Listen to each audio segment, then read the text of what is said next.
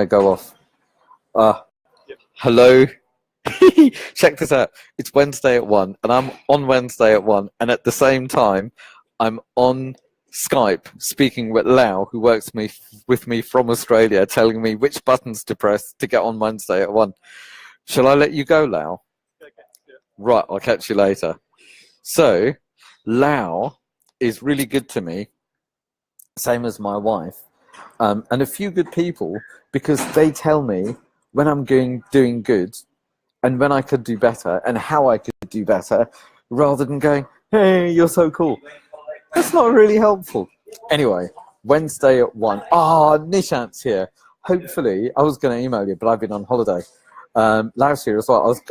I was going to email you, Nishant, because I am really, really interested on taking MenSpeak to Israel and to hang out with you for us to have adventures in Israel, so we could do MenVenture or maybe Men's Rail or something. So let's talk about that. Meanwhile, I am going to do the sensible thing and refer to my notes, because I've got notes. Can you believe I'm getting my act together to have notes, because there's stuff I want to talk to you about. And it's a different buzz because Bertie's not back. Bertie's still in Scotland, so I'm on my own. I've just landed back from Lanzarote.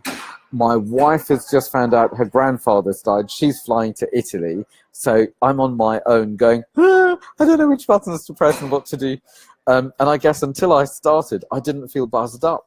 But now I'm here, I feel buzzed up. So I'm going to tell you, do you know what I will do? I will do the grown-up thing, because you're supposed to give an overview first. So this is the overview of the things I want to talk about at today's Wednesday at 1. Welcome to May. And what a beautiful full moon. That one didn't bite me on the bum too much. Very often at the full moon, I get all kind of like, I don't know, hyped up, anxiety-ridden, or emotional, or insecure, or like loads of energy. Can't sleep. And I do admin and stuff. But this was a really gentle full moon. Anyway, I'm getting distracted already. I will tell you what I'm going to talk about at today's Wednesday at 1. And hopefully it'll be short and sharp and sweet. 3 things I learned about this week. The first one's about attachment to picture. The second one is don't pass the pain on, which Lau just told me I talked about last week, but hey. The third one is how sadness is a good thing. And if it's not moved through, felt and moved through, it may cause other issues like depression and stuff. And then I was going to talk about secrets and lies in public face. And what will people think? Like, who are these people? Next thing I was going to talk about is what are the benefits of gossip? What does gossip do and why do people do it? And then I was going to remind you that this Saturday is Men Facilitate, which is the day-long program about how to run a men's group, how to run a conscious conversation group, the ground rules, the checking around, the thinking behind it, how to bring out the best in people, and not play the role of the leader and the smart-ass wise one, but to be a facilitator that brings it out in everyone, and so many other things. So that, I'm going to check my emails. I've got a feeling it's fully booked. There might be one place left, because a lot of people away from Facebook have been booking and whatever. So there might be a place left this Saturday, Men Facilitate. And then at the last week of the month, Men Camp, we're going camping. And then Star Wars Day on May the 4th. And I've got a Star Wars Day newsletter coming out, which gives you practical tools of how to use the Force in daily life. So that's the run through. And now, Wendy wants me to talk about trickster energy. Oh my God, that would be so cool. I might see if I've got it in me to do that justice. I hope I've got that in me to do justice. Do you know what? We could have a conversation about it. Drink of water. Ugh. Now I'm going to be in trouble because you saw the bristles because I didn't shave today. I had to shave yesterday because I was being filmed. I have to shave tomorrow because I'm being filmed. And here's a tip for men that want to look smooth and me justifying not shaving. If you don't shave for a day, even 2 days, then when you do and you go up as well as down, God, it looks smooth and close. Anyway, so as I said, we went to Lanzarote on a holiday. My last month has been phenomenally busy with groups, training groups, closed groups, open groups, loads of private clients, interviews and media stuff, and all of that I love. What's been screwing with me has been my emails and my admin. I can't do them all. I don't want to do them. And the better I am, I have found at tuning in with people emotionally, super emotionally, so sensitively that it could be like on the way, on the verge of psychically. The way I've been tuning into people, I've been working really efficiently on that level. Plus, there have been deaths around. Like I said, there was my uncle's death. And something like this, it takes a long time to feel and settle with and process and think about thoughts and feelings and whatever comes up. And then I've had a very close friend who comes to men's group. His mother died last week.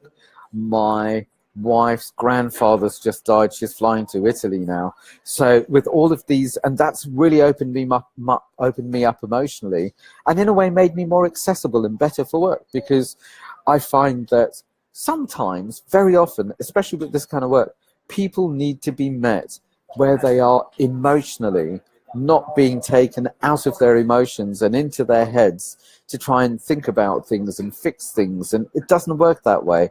There are times to think and meet mentally. There are times to feel and meet emotionally. There are times to be met emotionally, and for that to kind of happen, and then to be able to take that up to work something out in their head or something practical.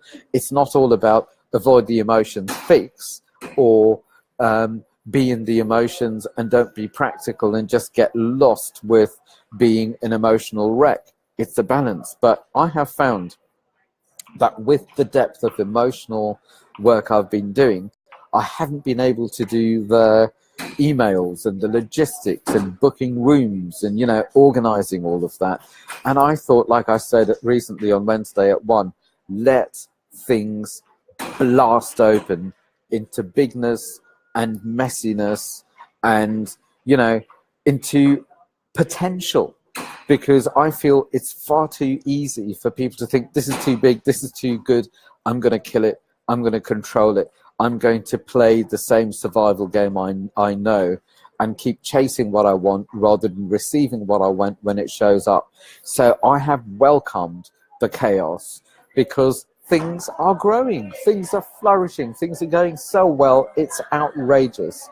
So let it be bigger and let me learn how to respond to the biggerness. Now, I thought secretly that maybe I'll only do it for a month, and my wife's just gone part-time. Well, she's given up work, actually. She just did the most wonderful work for such an incredible organization, the College of Psychic Studies, where she was doing, I'm not going to go into the details because who knows, maybe it's confidential and I shouldn't be saying things or I might misinterpret. But she's just done 5 years of really hard work for a great organization. And I still run men's groups at college. I think it's 1, maybe 2 Thursdays a month, and it's great. So I thought, right, finish with my chaotic month. Angela finishes with work. We go on a week's holiday. Then we come back. Then my wife will save me. And very often, Bertie's here. Hello, Bertie. Then very often it's like there's a thing that I believe happens in men. I don't know about boys, but I find this with the men that I work with, as well as the private group. The men that comes to private groups, is there's a secret feeling that something or someone is going to save me. Is it going to be Superman or Batman? Is it going to be Jesus? Is it going to be my mentor or someone at work? Is it going to be my father or my uncle, or, you know, something's going to save me? And so many men go through life waiting to be told what to do, or to be saved by someone, or the cavalry, or some, if I pray enough, or I meditate, or I chant, or I'm good and I suppress my badness, then surely I deserve to be saved. And what I've found, and what I do very often with men in the private work, is I get the men who want to be saved and are waiting for their father or their fantasy figure to come and save them. I get them very quickly and easily to meet the man who's going to save them, and it is usually a man. In my case, it was my wife who was going to do my emails, but now it's not going to happen because she's flown off to Italy, like in a couple of hours to be with her family for the funeral of her grandfather. So my cavalry's off to Italy.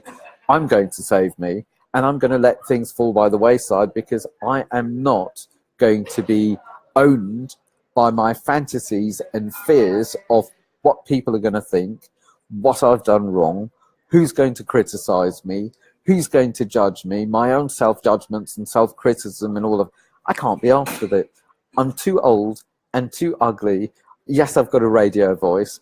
I can't be asked with any of that. So I'm going to just allow myself to respond to what I can, delegate what I can, and give things my best shot. So I have the man in me that can say to the paranoid boy in me, you don't have to be scared and try and fix everything and try and save everyone and try and hold it together for everyone else and stay out of trouble and avoid criticism and avoid intimacy. You're safe. I'm here. You go play. For so many men, for so many boys, they were abandoned at the steps of their, boarding school, or they were abandoned at the steps of the church, or they were abandoned at school, or they were abandoned when they were really scared after waking up after a really horrible dream where they just needed to be held and told they're safe and it was just a dream and it's okay. And very often people don't mean harm. Very often people don't realize how tender and sacred and gentle the spirit of a child, the spirit of a boy is. And sometimes it's really important for them to know, forget about taking them to their heads and fixing it, for them to know it's okay, it's safe, I'm here. So please let the man in you tell the scared boy in you, it's okay, you're safe, and the man in you is here, and the boy in you doesn't need to fix things or man up or anything like that. The man in you can man up and talk about it, because talking about it releases it, lets it pass, brings it into the open so other people can talk about it. You know you're normal. You can learn from other people's experiences and their successes and their failures, because very often other people's so-called failures are so much more valuable than their success stories.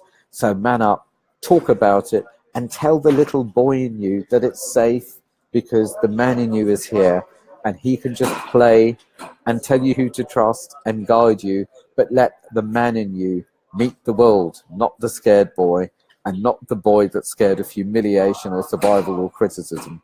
So my wife is not the man in me that's going to save me by doing my emails and my admin. So it's going to be a bit of a, I'll do my best. It's not as much of a wreck as I like it, but my what will people think and my fears and my paranoias had me on my case that I always have to be on top of all my emails and bookings and no one should wait for me and all of that. Not true. Those days are over. I am learning to respond rather than to react and to manage so much better. So death of my uncle, death of my wife's grandfather, death of my friend's mother, it's huge, and it so reminds me of how life is so sacred that here and now I have to give it my best as if it's my last moment, which means bollocks to the fear, bollocks to the fantasies, right here and now, love. And I think, like I said last time, or maybe the time before, one of the greatest gifts I feel my Uncle Alec gave to my family when we died is to be together, love together, get over the fantasies and the fears and the dramas and the secrets and lies and the Chinese whispers and all of that. Get on with it. Same with my grandmother, dying wish. Get over yourselves and love each other, you idiots, or words to that effect. She was too much of a nice Catholic, and she probably said that in Portuguese anyway, so I wouldn't have understood. So when we went to Lanzarote, my wife and I, we love our holidays. We were desperate for sunshine. We were both, I was born in Africa, she was born in Italy, and we were just born in sunshine. So we went over thinking, we deserve this sunshine. What do we get? Rain, cold, We had to go shopping to buy warm clothes. We had the fan heater on.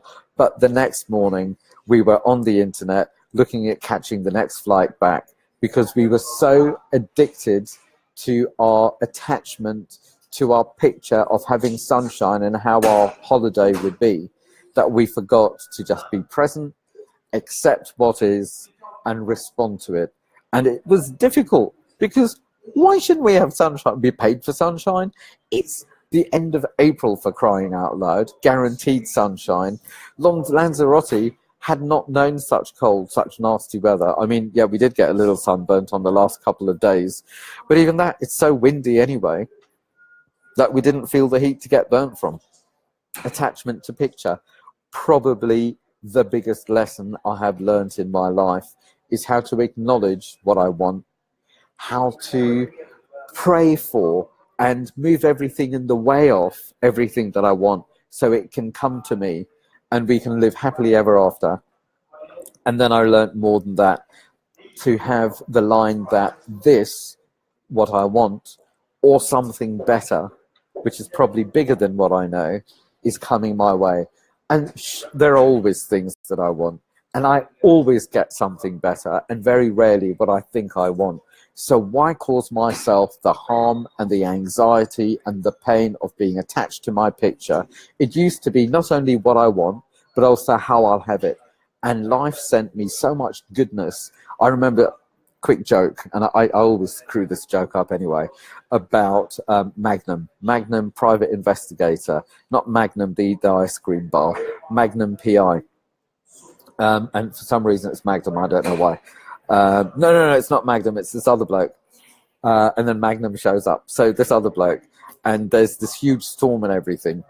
And the bloke, all his neighbours in the village come over and say, look, there's a storm brewing, probably a cyclone. We need to leave the village. You're going to get drowned. We're leaving now. Leave with us. And he says, no, I'm not going to leave because I have prayed and I know that my God will protect me, because I said, God, send me a sign and I will do your will. I will respond rather than be attached to my picture. I will listen to life. I will listen to what life and God sends me. So he said, no, I'm not going anywhere. Send me a sign and I will do your will. So everyone else left and the flood started coming. And he went to the top floor and he was praying and really showing how devoted to his faith and his religion he is, and how God would provide and protect. And he got down on his knees. He was prostrate on the floor. God, send me a sign so I am doing your will and I will be saved and provided for and protected by you. And the floods, the water level rose and everyone left and he was on the roof. And as he was on the roof, clenching his little buttocks on the, why am I getting into detail, off the hut, holding on for dear life. God, save me. I believe in you. I know you will provide for me. I know. And one of his neighbours said, look, they made me come on this silly ass dinghy. This is your last chance. Otherwise you're going to die. Jump in, otherwise you're doomed. The level is rising and you're going to drown.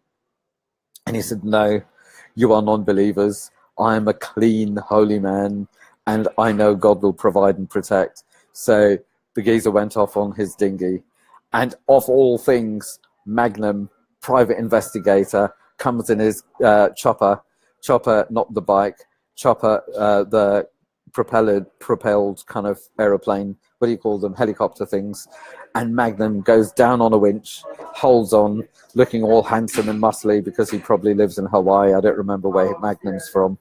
And Magnum goes, look, geezer, you're going to die. Even Charlie from Charlie's Angels told my boss that I have to come here and save you. Stop being such a silly ass. Jump on. I'm going to save you. We're going. And he goes, no.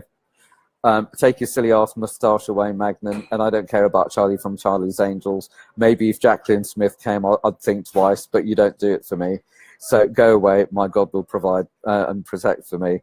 So Magnum goes off and he carries on sipping his pina coladas, and the geezer dies, obviously. And there he is at the feet of his God, and he goes, I did everything that you said. and I believed in you. I put all my faith and everything in you, and I was attached to the belief that you would save me. Why did you forsake me? And God turns around and says, look, the neighbors told you, the geezer on the boat told you, I even sent Magnum. I sent all the different people, all the different things that I spoke through. I was communicating with you. Did you want me to speak in a certain language or wear a certain outfit so you'd listen?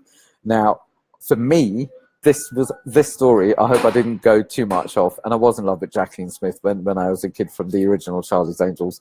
The moral of the story is God speaks in many different ways and sends many different messages and many signs with everyone I pass in the street, with my reaction to everything. It's up to me to listen and to be responsive to what I see, rather than being attached to my picture, how I want it, how I will have it, and how I will be. If I'm attached to my picture and how things will be, then I'm not letting any space for a bigger life and for a more fulfilling life. I can chase that life and say I want that life, but to actually begin to allow, thank God I cut my fingernails, actually allow that life to happen is a different story, because that means vulnerability. It means that I could be criticized, I could be humiliated, I could be abandoned, people could say I told you so. I could lose everything that I'm holding together that I may or may not want. I could not be able to manage it. I could have it and then lose it and then not be able to. There are all these fears and fantasies. The bottom line is, take one courageous, vulnerable step into a bigger life at a time, and then ask for help and reevaluate. I believe that life will not give me more that I can deal with, so life will test me with signs and temptations. If I take the sign and I'm in alignment, then life will give me the next step. If I take a temptation and I'm not ready for the next step, then life will take care of me by protecting me until I'm ready for the next step. So I can work intimately, meeting life at the edge, at the boundary, not here where it's small and comfortable and close, and I can keep recreating dramas to survive, so I pretend to be in control, but here, beyond control and beyond this safety gap, beyond the same old story, and I know what I'm doing and I can't do it yet because, and when this and when that, then I will, but here and now, at the edge of life, that's the place to meet and get vulnerable beyond the picture of how it will be and how I will get there. So we turned it around on our holiday because I got a new hoodie, which I needed. We got some new clothes. We got a heater. And we got to think, right, we have some time and space. We're not going to be on the beach all the time. What shall we do in this space? And we had conversations and we watched things and we got into certain depths in conversation of what we had been through over the last years, even since we've been married in the last, I think it's 3 years, which is quite young. I've only been married for 3 years. I mean, we've been together for 15, 16 years, but still, it's like a space to stop, consolidate, a being space, not a doing space.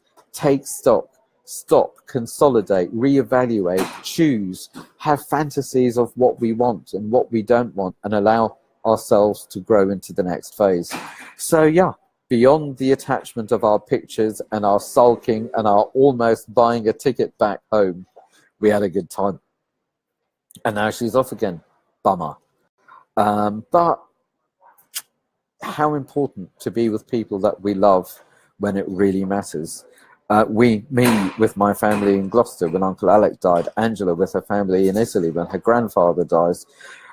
Just to be there, just to be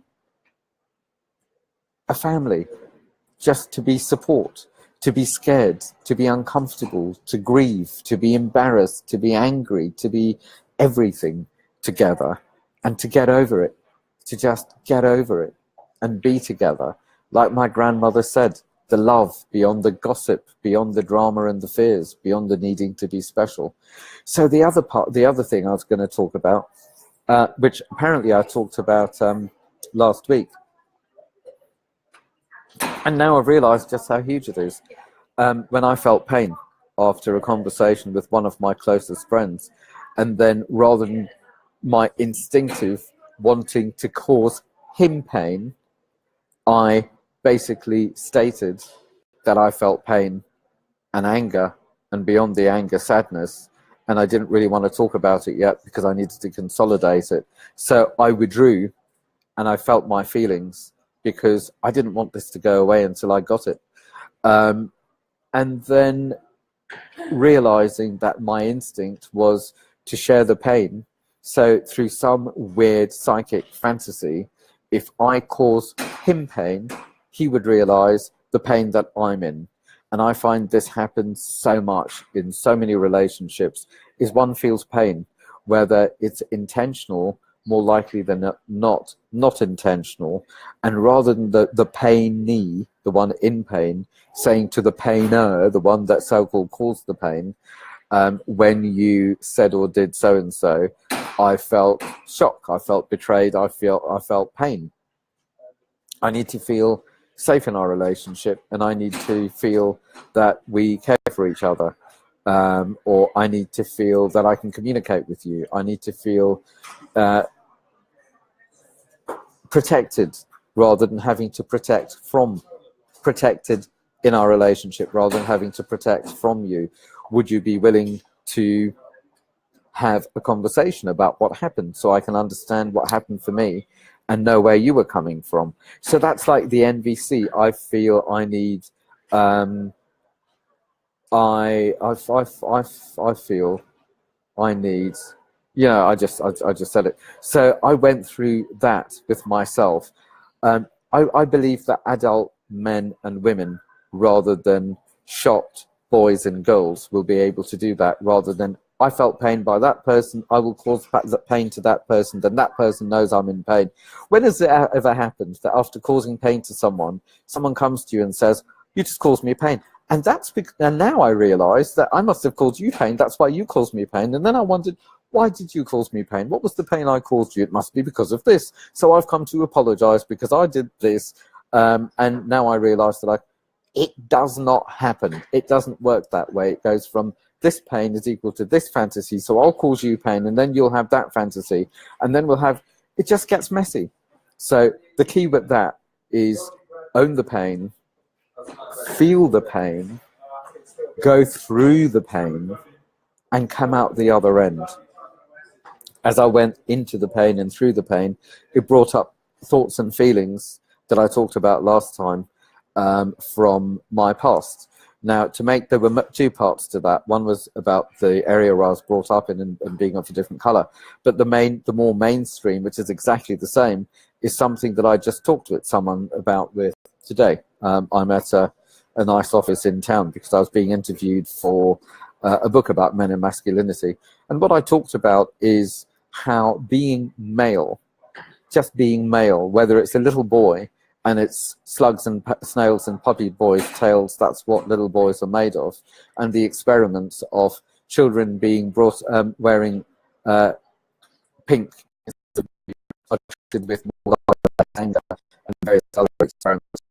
Being male, as a male, a lot of men and boys need to prove that I am not going to cause you harm, I'm not going to rape you, I'm not going to abuse you, I'm not going to grope you, I'm not going to make you scared, I'm not going to shout, I'm not going to be a violent threat, I'm not going to be a bully, I'm not going to this, that and the other. Or it could be, please don't humiliate me. If the issue is that women will humiliate or abandon a man, and so often I find that men are so scared of being abandoned, even the cold withdrawal from a woman. Please don't humiliate me, please don't abandon. All of these things, it's like, what a shame that we have to suppress our feelings of anger and sadness or whatever it is because of what other people will think.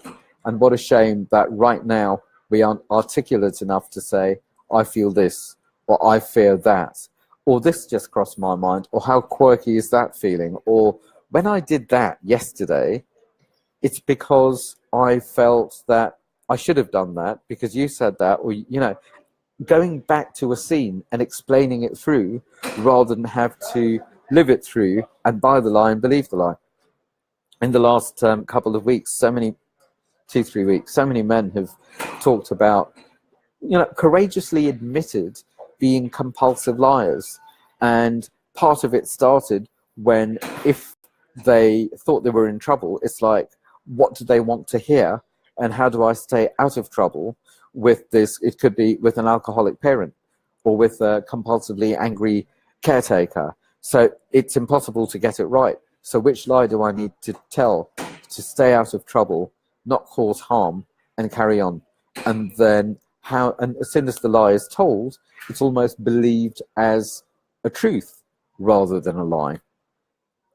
And then it carries on, where what I'm talking about is breaking the spell and being able to say, I said that and it's not true. And I said it because I thought this, or this is my pattern, but now I've moved beyond it. So 2 things from that is be in the pain and share your experience and feeling rather than passing the pain on and inflicting pain. So sadness is a good thing. Move through it and live beyond it rather than avoiding it, suppressing it, stealing it from other people by saving them, and possibly causing low-level depression. And sadly, there are two very sad facts I feel about men that I've only recently properly realized. And one of them is that there are far too many men suffering, if not from full-on depression or using medication, from a low-level depression, which is a part of their normality and not even realizing it. The second thing is how so few men have any friends, anyone that they can turn to and tell the truth, or share some joy, or laugh about something, or do the "you'll never believe what happened to me," as well as sharing a bit of pain and confusion. That stuff comes into it as well. But friendship isn't all about we have been sharing some deep, dark places or pain and therefore we're friends. It's also good celebrations and stuff like that. So sad. This is where the men's groups come in. I love how so many men have made good friends with people in men's groups, not only within the groups, they're closed groups or open groups, but even in the camping, the men facilitate the trips abroad, whatever it is, going to the comedy shop or whatever, just hanging out, and then going on holiday together or doing other stuff, meeting. A couple of blokes went to a workshop from a woman that we met when we all went to a talk. And the woman runs intimacy workshops, fully clothed, all about boundaries and all about saying yes and saying no and the fears, and, quite practical and very well held. It's like, how cool that you can go with another bloke who knows you well and deal with these situations and then debrief and stuff like that. It's already half an hour and I thought I'd be on for 10 minutes. I'm going to whiz through this. Secrets, lies, and public face. What will people think? That is such a huge thing. I mean, my first question is, who are these people? Because for some people, it could be, what does my Catholic community, the church, the school, whatever, what will those people think? Or my Hindu community, or the people from the temple, or whatever. It could be, what will my extended family think, or what will my family think? It could be, what will the other builders on the building side think? Because surely they want me to be, one of the brothers and support. For some reason, I've got wolves up the Wolves, or Millwall, or up the Spurs or whatever, or to be seen to be a bit of a gigolo and maybe not that respectful to women, at least behind their backs, hopefully not collude and be abusive just to show off to other blokes. But what will people think? Who are these people and why are they important?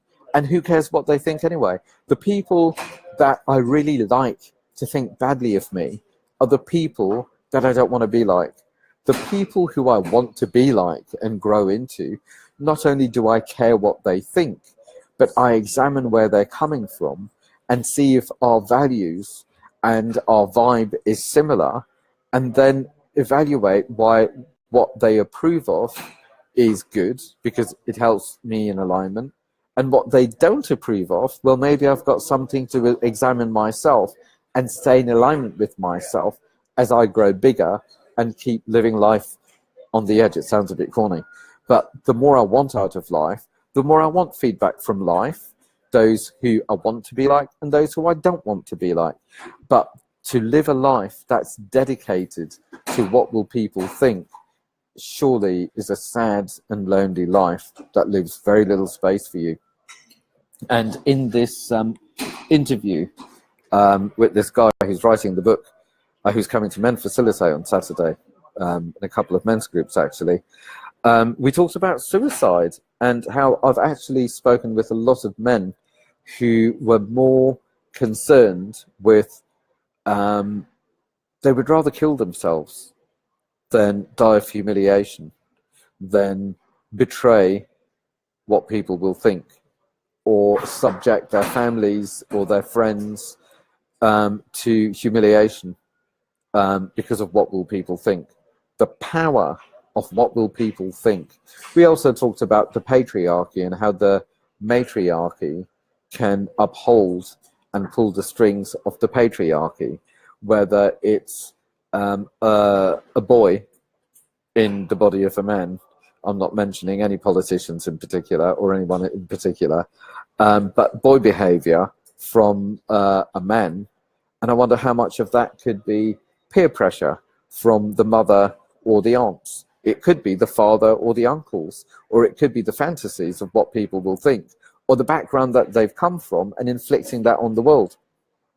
We talked about how so many men are put in positions of power because they're born into positions of power, and now they have to blag these positions of power.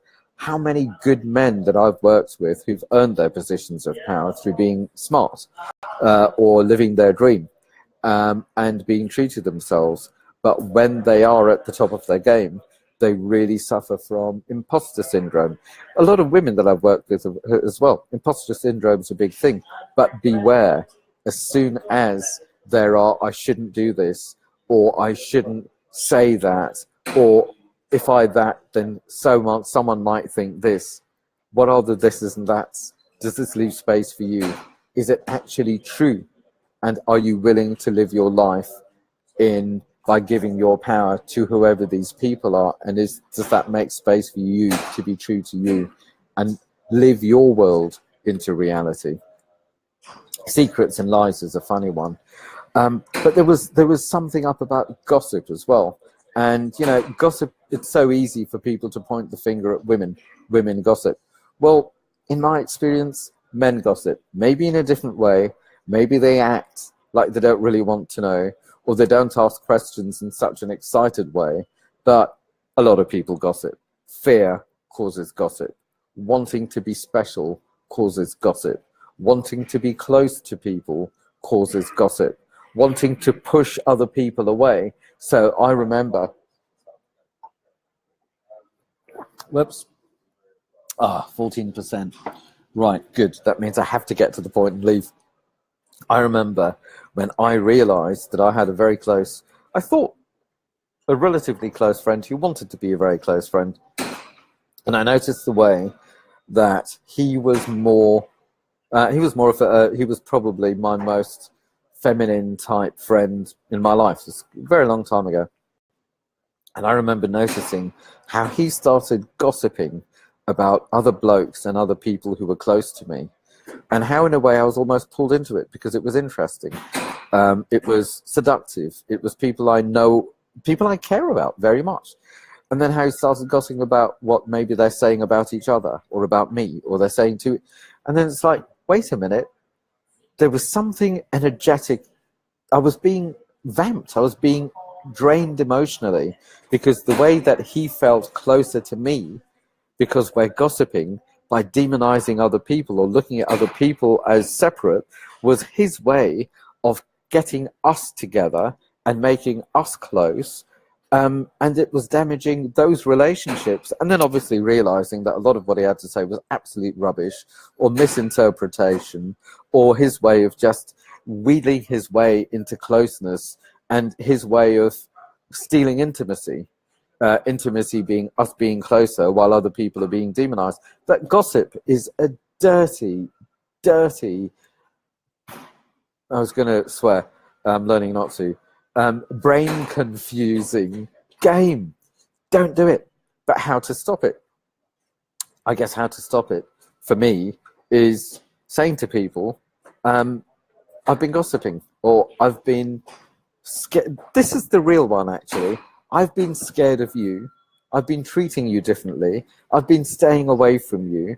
I've felt that there's something not right between us. And now I realize it's because I bought into gossip from other people. And I don't know what is or isn't true. But I want to start again. I want our relationship back. I want to hang out. I want to be normal again. Where are you with gossip? Or whatever you've heard. Can we get over it? Can we move on? It's going to be different with different people. But I want my relationships back. I want my closeness back. I guess more than anything, I want my family back. And for those that are like riddled with gossip and in the gossip game, or in pain because they might have heard gossip, whether it's true or not, or mistrusting, whatever it is, they have every right to their trips. But I want my family back. I want my friends back. I want closeness. I want true, authentic relationships beyond gossip. So gossip, schmossip, get over it, eh? I certainly need to. I am not going to spiel too much. I am going to remind you, Men Facilitate. I haven't checked. I know I've got some emails of people saying, if you're not booked, please book me in. So I am putting my neck out and saying, I think there might be one space left on Men Facilitate. So please go to mensgroups.co.uk and book to say that you're coming, or email me kenny@themanwhisperer.co.uk and let me know that you're coming. The Facebook thing, I don't think people have clicked. I did a Facebook group that they're coming, so I don't know if 1 or 2 people are booked there, but those figures aren't right. And if you don't come, it doesn't matter. Come to a men's group or don't come to a men's group. But if you go to mensgroups.co.uk, you can download for free the check-in round, the ground rules, and there's a video that explains everything about running a men's group. Spend no pennies. Don't even leave your house. Do it at home. And I've just got the ball rolling with the men's group app. So there can be an app for everyone to use at home, to make it easy to have conscious communication, that's another thing I said in this interview with this book guy today, is it's so easy to say, men just need to talk. What's wrong with men? Why don't they talk? Men just need to get over themselves and get vulnerable and feel their feelings. It's like, talk to who, in which language, who can listen without fixing or running away or making it normal, you know. It's like, there aren't the people or the tools in most people's lives to be able to talk. And feeling feelings, is it normal for people to feel feelings? Do people know how to really feel their feelings? Before I probably got into my feelings, I thought, if I start feeling these things, I'm going to end up in a mental asylum like this, rocking, because it will just overwhelm me. If I start crying, I might never stop. You know, it was taking the lid off that is a really vulnerable thing to do. So there's the men's groups where people are supported by other men to explore who they are. And it has never got that messy. It's gentle and slow at people's paces. Preferably your own community, if they can be there and not limit you to your previous patterns and who you used to be, and you can be with them and unlearn who you no longer need to be and have space to show up as your own authentic man. But again, man up and talk about it and live a better life. So yeah, we talked about the whole feeling your feelings. I've forgotten what I was talking about now. Anyway, Men Facilitate, I told you about. Men's groups, I told you about. Men Camp, I don't think anyone's clicked yet, but then I haven't really promoted it. Last weekend of June to the 1st of July, it is an absolute blast. And I'm going to end with 9% left with go to the manfacilitator.co.uk before the 4th of May, please.